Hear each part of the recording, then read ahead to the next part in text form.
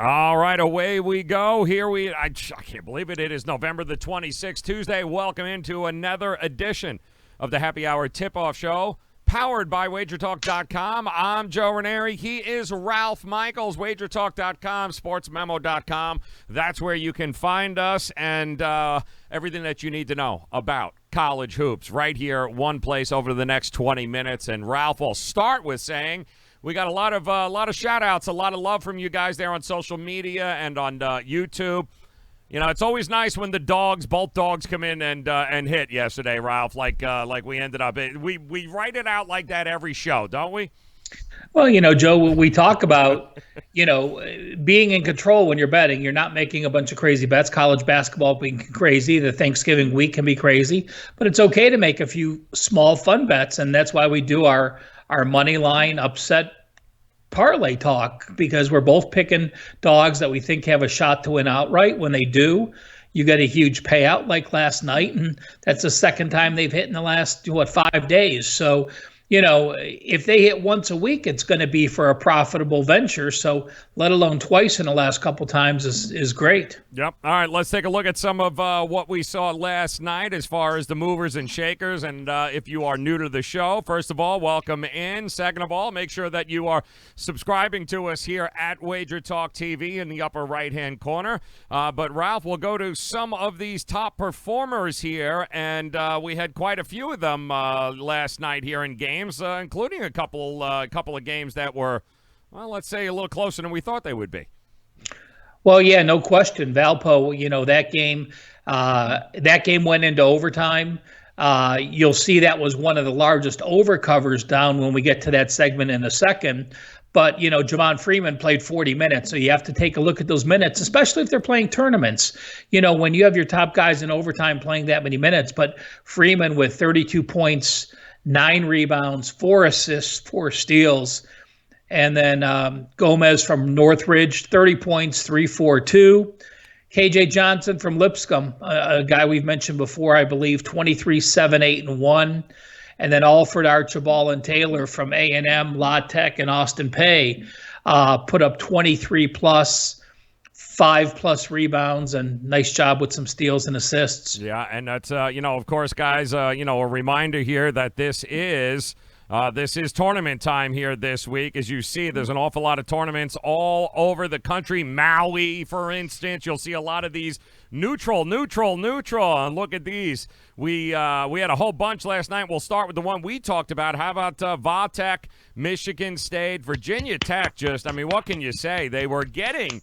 heck, we were talking about 9.5 points, and they really did. They shot lights out. They've got some young guys on that team there. New head coach coming over from Wofford, but boy, can they shoot, man. Taking down Michigan State in the opening round of the Maui Classic. How about Troy? Well, we did have a home game there. How about Troy? That was an 80-66 with a 10.5-point line there, Ralph, and LaSalle also Murray State 7.5, 75-64. How about the Spiders taking down the Badgers, the Wisconsin Badgers? Also tournament time there, 62-52.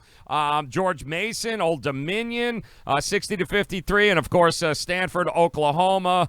Boy, that was like watching paint dry there a little bit. 73-54, 4.5-point line there, Ralph. Oh, hey Joe, what did we start off yesterday's show with? A teaser.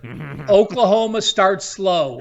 Oklahoma was 5-0, yep, but they had trailed in all of their games at halftime with the exception of one. What happened? Stanford got out to a 17-2 run. Oklahoma was down at halftime. Oklahoma finally playing a real team, could never catch up. So, guys yesterday had a lot of winners. Yeah, a lot of winners here on the show. And, of course, some of the over-unders. And I want to bring this up, too, Ralph, because we touched base on it in the beginning of the season, and it's worth noting where we are with this. We had mentioned neutral court games in college hoops to start the season, guys, unfamiliar places. Teams flying across country, flying to Hawaii, flying to places they don't often play. And we said, historically, that's been pretty profitable to keep an eye on the under. Well, we had 20 games yesterday alone that began at 11 a.m. with neutral courts. Neutral court unders went 15-9 yesterday. Now 77-55, almost 59% on the season. Looking at these neutral court games so far in the season, Ralph, where unders have played a role. Oh, absolutely. The biggest covers, Northwestern State, Alabama A&M, and Stanford. The biggest overs, Florida State, Cincinnati Valpo. You see, I did add the overtime into that game. Yep. So that wasn't as close as that was. And then Indiana and Tech. And then the unders, as you said, Tennessee and Chattanooga, under by 30 points. Tennessee State and South Dakota State under by 23.5 points. And that Richmond game, the Spiders and the Badgers, slow-paced game, you find that dog that can stay in those low-scoring games. You always have the opportunity. Yep. Keep an eye, guys, on the totals, neutral site games, tournament time. We've always got them here for you. And, of course, for those of you that might just be joining us here on the Happy Hour Tip-Off Show, it's all about college basketball, and Ralph and I got you covered every Monday through Friday. We also love to talk a little trend and angle before we dive into some of the market and the big movers and shakers so far today. And, in fact, that Va-Tech game yesterday, Ralph, when we recorded, it was at 9.5, and about an hour later, boy, it shot all the way up to 13.5, 14, so again, some money coming in on Michigan State, and it happens that way too, guys. We'll go over the market moves, but what we quote you here and what it might be in just this matter of an hour from now, Ralph, could be a totally different thing. Oh, absolutely, especially, with all the tournament games, because people are betting the games that are going to start coming up. So a lot of the games we talk about the next few days are going to be the games with the closer tip-off times. And then when it gets to be later in the evening, they start looking at the evening games. So, that'll change when we get to the regular season and all the games are at night, and you'll get a better feel for those teams that want out. But, we brought up 4 TNA situations, trends and angle situations. Now, I'm giving you teams that have fallen into good trends or angle spots. We're not saying we like these teams. Just want look at the situation, see what happens, and if they continue the stretch, because we're going from one season to a next. If I'm giving you 9 and 10 and 1 trends, they obviously haven't played 11 games yet. So part of that is last year, part is this year. We want to see if they continue. Well, ULM has been an over team at home. Today they're hosting Northwestern State. That total's only 134, Joe, but ULM at home has gone 33-9 and 1 push to the over. That's 78.6%. NC Central, one of these teams a lot of people don't pay attention to, from the smaller conferences. Well, they're plus 9.5 against Southern Illinois.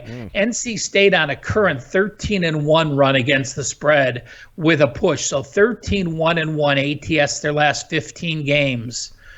Illinois Chicago is hosting Canisius there, -5, a total of 134.5. Illinois Chicago 1-12 over under their last 13 games at home, so 12 unders and only 1 over. And UC Davis is getting 11.5 against Cal. Davis struggling. Davis has failed to cover 9 straight games.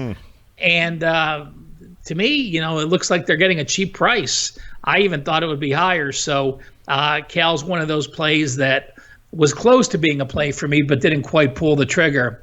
And Joe, like we always do, let's go ahead and move inside the numbers. We break down 3 different things. First of all, the biggest moves. Second, the biggest percentage of side bets or total bets. And then the most games bet, or the most the games that have the most dollars on them overall. Yep. So tell us about the biggest moves since the openers were posted yesterday. Interesting, Ralph. You just mentioned it there in your TNA. How about Canisius, all right? I mean, that's not a team many people usually hear from, taking on Illinois of Chicago. Opened up Illinois, Chicago, laying 7.5, Ralph. I'm seeing 4s now across the board in a lot of places, 4.5. The total is hanging right around that 134 mark, though. But I don't know. Canisius, Ralph, one of these interesting things I found in KenPom, and for those of you guys that it's certainly a great tool, handicapping tool to have. But, Ken Palm has this thing called luck factor. I don't know. You've seen that, Ralph, where it tells us exactly what some teams, I guess, I don't know what goes into them considering it to be luck, but Canisius, according to Ken Palm, is one of the top 10 luckiest teams in the country so far, Ralph. I don't quite understand the line move. I think Illinois Chicago's far better. I think the team is better. They have had a little bit of bad luck, but physicality-wise, they should not have a problem beating this team, and yet the money keeps going the other way, Ralph. Well, you're looking at a Illinois-Chicago team that comes in 2-4, and one of those wins against a lower division team.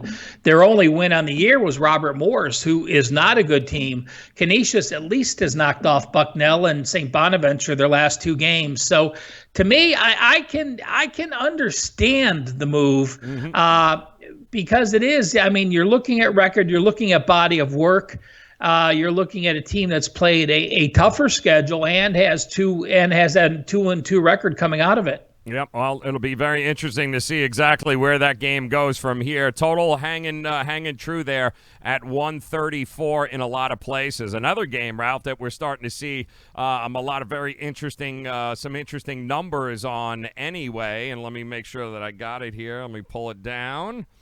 Where did it go? LaSalle and Wright State is another one of those games, Ralph, where we've seen the move go towards the favorite. Wright State opened up as a 5.5-point favorite. I'm seeing 7.5s, even an 8 out there, but I do see the total dropping here a little bit. 139, I'm seeing 137s across the board. Wright State and LaSalle. It's certainly, I agree with the under move here, Ralph. Do you agree with the money coming towards Wright? Well, it's one of my 3 plays today, Joe, so yes, I do. Right? Jackpot.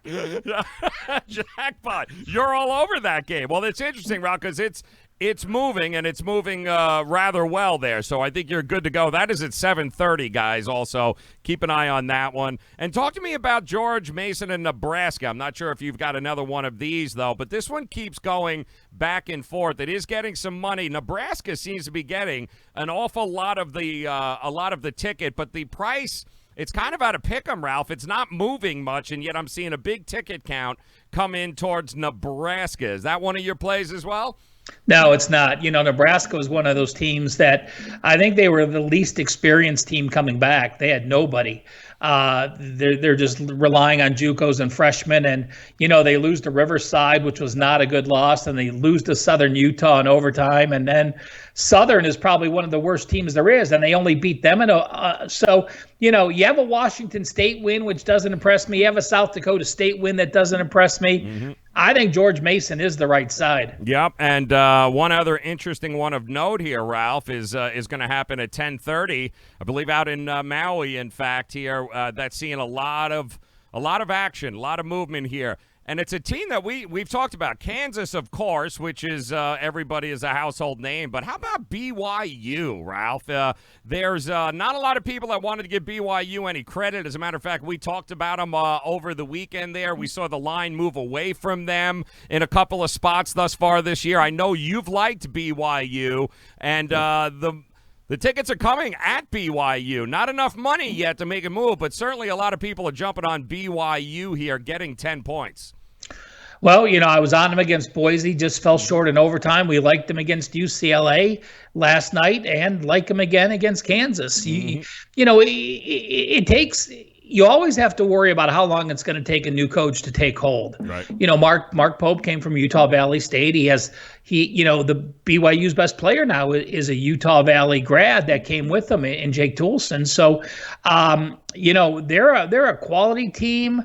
And you have to remember when you talk about BYU, you have guys that went out on Mormon missions. Mm-hmm. So it's easier for you to rebuild a team when you're talking 22-year-old men instead of 18-year-old kids out of high school. Right. You can learn faster, you practice better, your habits are better, you're more physical, and that's the edge BYU has. I'm not sure how many of their kids are what age, but that's always the case where they're the oldest team. they're the oldest team in the country because of those missions. Yep, and of course we'll get to we've got a couple of marquee matchups, guys, that we'll talk about a little bit later today. But I will tell you one game that is getting an awful lot of action as far as tickets go here, Ralph. How about Belmont Eastern Washington, 9:05 p.m. Eastern time here tonight. It's funny because we're getting just about, obviously, Belmont getting a little bit more action here, but for the most part, line is kind of stuck the same. 155 is a total. It's going back and forth between -5 Belmont and -6, but there are some tickets coming in on Eastern Washington in this matchup as well. Well, you look at Belmont, and everyone knows Belmont, from what they've done, but away from home, they lost to Illinois State. They just barely got by Lipscomb, and then they lost at St. Louis. So they're making their third road game in this trip. They're playing their third road game in 6 days. Mm-hmm. And Eastern Washington is a team I have circled. I have them as the best team in the Big Sky. They learned how to play together last year. They've got quality players home. And, Eastern Washington has played 4 road games. They played a lower division game to start, and then they played at Seattle, at St. Louis, at Boston College, and at High Point. So Eastern finally gets to come home to an opponent that they can be excited about. Their fans can in Cheney, Washington. So, Eastern Washington pulling the upset here wouldn't be the biggest surprise. All right, and of course, guys, we always like to take a look at some of our dogs, so to speak, some of these plus money groups here of teams, games that we look at. If they can win outright, great, but they should be able to cover as well, Ralph. And what are some of the what's one of the ones you're looking at here? Do you have one on the board? Well, I was going to go to Eastern Washington, but I need to come up with another one. Okay. I am going to look at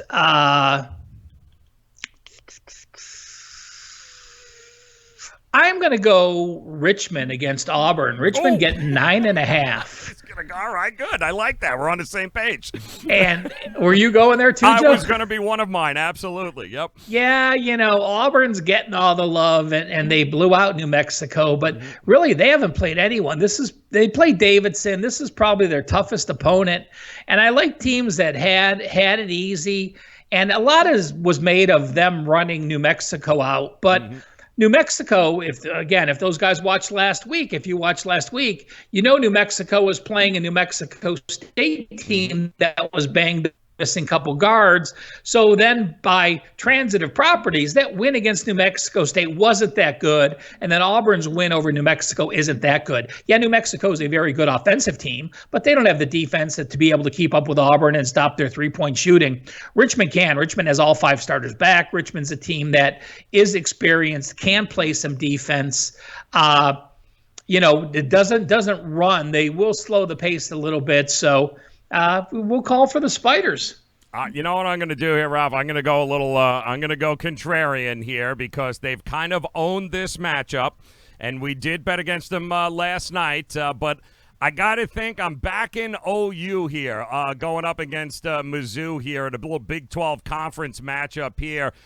This, of course, is the third-place game for the Hall of Fame Classic, and Mizzou enters 4-2. Sooners are 5-1, but we saw the Sooners get demolished by Stanford yesterday. I mean, Missouri's a short favorite, only laying 2 in this game, Ralph, but I do think at least what I saw yesterday, kind of a back-to-back situation, I do like Oklahoma here to have the opportunity to bounce back. I mean, miserably that offense last night, but I do think Oklahoma has the edge on their end of the floor, both a little bit defensively and from behind the arc if they can start getting it. And listen, Mizzou's offense has been bad all season, so I think if the Sooners can play some defense, they got an upset. They got a really good shot at the upset here. Okay, it's teams.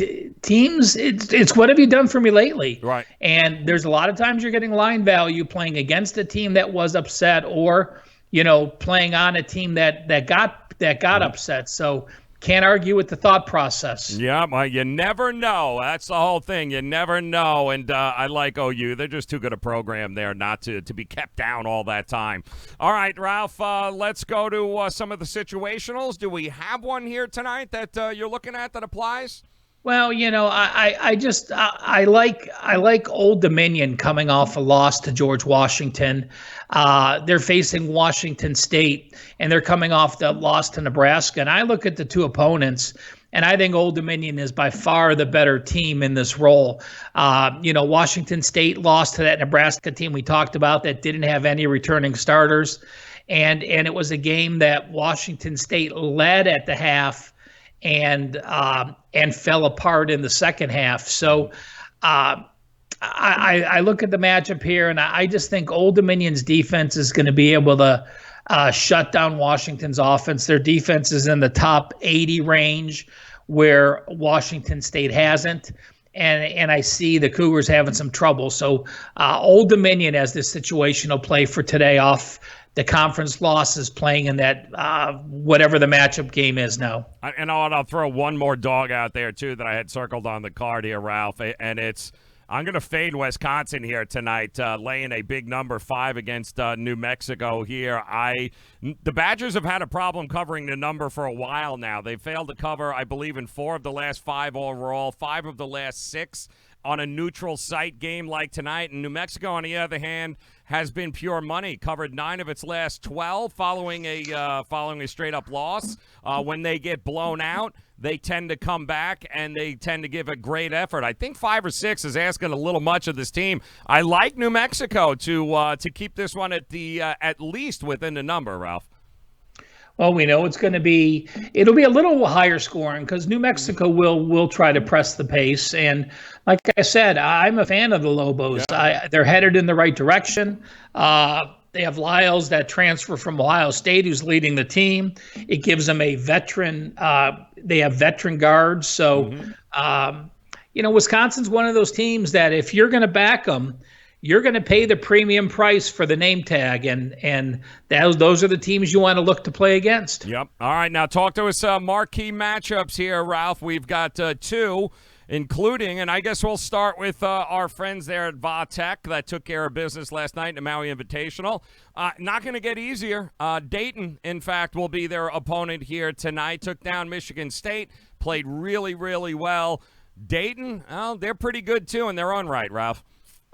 Yeah, I like Dayton here. You read the Hokies, the local coverage of the papers, and they're talking how about this was one of their biggest wins ever, and how they practiced against this Michigan State defense all week. Well, now you're facing a different type defense. You played almost a perfect game against Michigan State. You only had 3 turnovers in the second half. You only had 9 turnovers overall. Well, guess what? Dayton doesn't turn the ball over. They're number 4 in the country as far as turnovers go. Dayton, the number 1 team as far as assists per game is concerned. They pass the ball around. They have the patience to go against Virginia Tech's D. Virginia Tech off their biggest win. It's the kind of situation where, you're probably getting an extra couple points of value with Dayton because VT beat Michigan State. Yeah, I could not have been more impressed with what we saw from Va-Tech. I think Mike Young carrying over a little bit of what he had at Wofford. What was it, 20 years he was there, Ralph? Seems like forever. 17 seasons that he was there. I think their defense is a little bit underrated, especially the interior defense. I do think we've seen the Dayton Flyers. They can shoot, and they can be very effective around the rim. I think Va-Tech, this game opened up -1. It's already been pushed up to -4, -4.5 for Dayton. If it ain't broke, don't fix it. I'm riding Va-Tech, man, to keep it within the 4.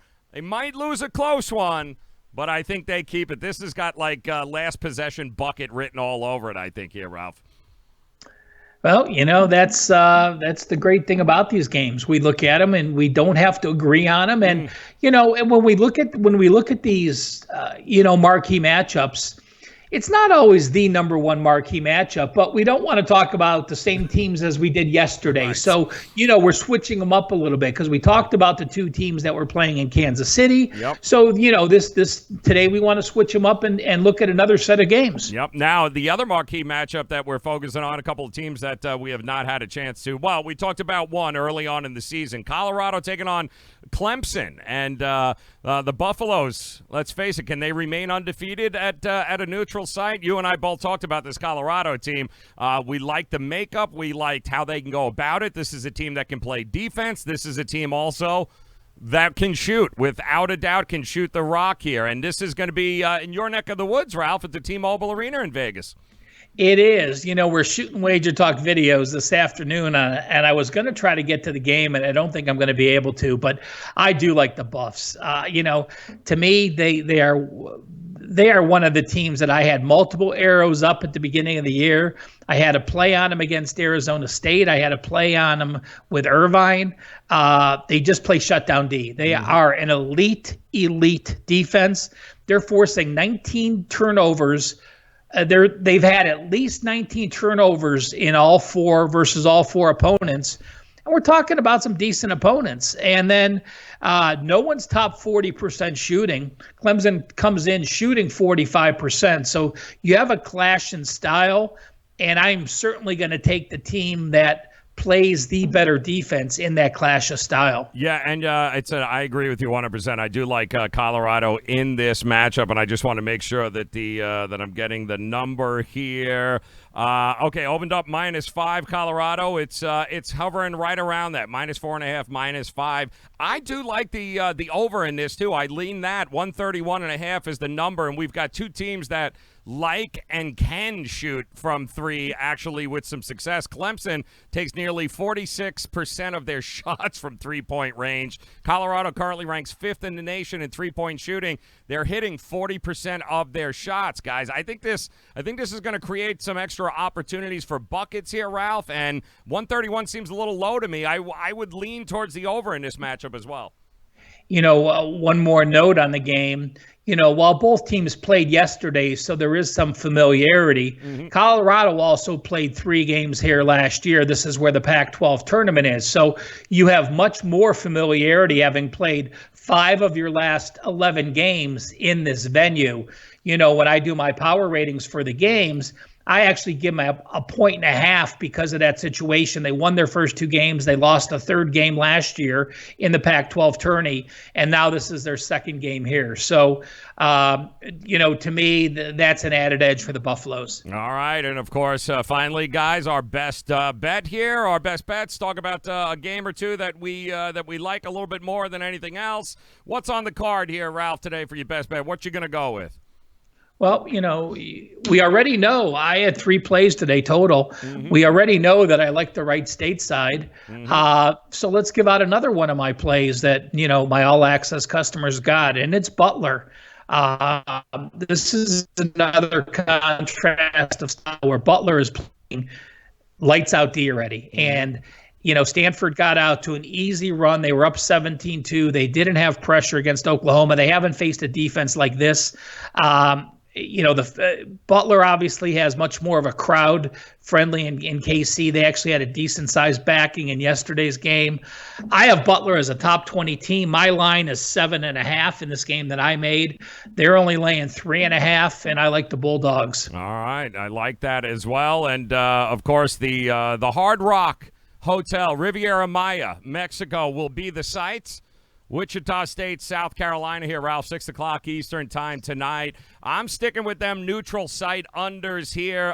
Both of these teams have been pretty solid, I think, up to this point. Wichita State, I think, has the better roster than what South Carolina has, but I think both of these teams are pretty solid defensively as well. So given the neutral site, given what we know about them, both teams giving up less than 60 points per game. Both are pretty slow, Ralph, in tempo on offense. So I think the total opened up at 133.5, 132.5.